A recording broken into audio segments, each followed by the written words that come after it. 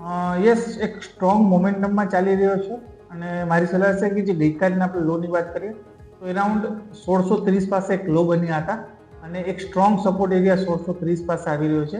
એટલે થોડું weight and watch કરીએ. જો કોઈ પણ જાતનું ડીપ આવે છે અને 1630 આસપાસ જો એન્ટ્રી લેવા મળે તો I think risk two ratio ઘણો ફેવરેબલ બની જશે અને ઓલ ઓવર સ્ટ્રક્ચર બુલિશ છે. મારું માનવું છે કે સ્ટોક ફરીથી આપણે 1900-1950 ની રેન્જમાં આવતો જોવા મળી શકે છે.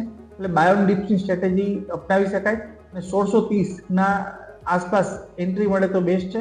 એગ્રેસિવ ટ્રેડર હોય તો એ કરંટ લેવલથી એક્યુમ્યુલેટ કરવાનું સ્ટાર્ટ કરી શકે છે અને 1600 રૂપિયાની આસપાસ એક સ્ટોપ લોસ અચૂકથી ફોલો કરવો જોઈએ. ઓકે, સો સ્ટોપ લોસ અહીંયાથી ખાસ ધ્યાન પર રાખો, પણ હજુ પણ તેજીના ચાન્સીસ બની રહ્યા છે, ફોકસ રહેશે. Next stock sir JSW energy પર નજર કરો, બીકોઝ સમાચારો છે. સ્ટોક અત્યારે ફિલહાલ 1% ઉપર 740થી નીચે આવે છે 730 પર. સમાચારો બતાવી દઉં, JSW નિયો એનર્જીને SECI તરફથી 300 મેગાવોટનો ઓર્ડર મળ્યો છે. Wind solar hybrid power project માટેનો ઓર્ડર ઉપલા સ્તરોથી નફા વસૂલી થઈ રહી છે. 724થી 740ની રેન્જ આજે JSW એનર્જીમાં. સર